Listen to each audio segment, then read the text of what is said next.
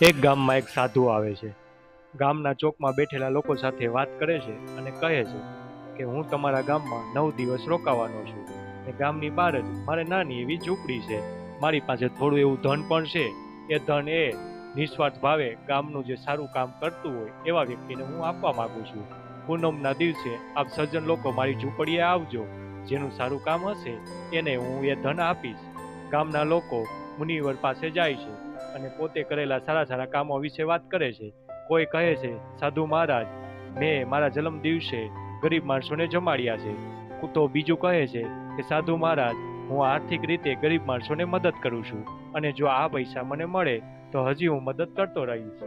આમ સાધુ બધાની વાત સાંભળે છે પણ અંદરથી આનંદ થતો નથી, કારણ કે જેવું એમને વિચાર્યું હતું એવો યોગ્યતાવાળો વ્યક્તિ હજી એમને મળ્યો નથી.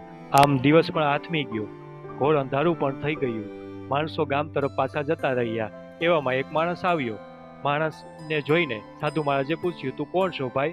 તે માણસે કહ્યું, હું બાજુના ગામમાં રહું છું અને તમને મળવા માટે આવ્યો છું.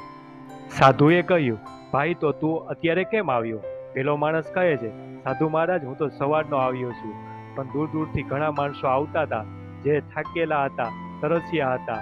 એને હું રસ્તામાં પાણી ભરેલા કૂવામાંથી પાણી સીસીને પીવડાવતો હતો. વાત સાંભળીને સાધુ મહારાજ અંદરથી ખૂબ જ ખુશ થયા અને મનોમન વિચારવા માંડ્યા કે ધન્ય લાયક આ માણસ જ છે. મિત્રો, હું તમને પૂછવા માંગુ છું કે સાધુ મહારાજે આ માણસને જ કેમ પસંદ કર્યો?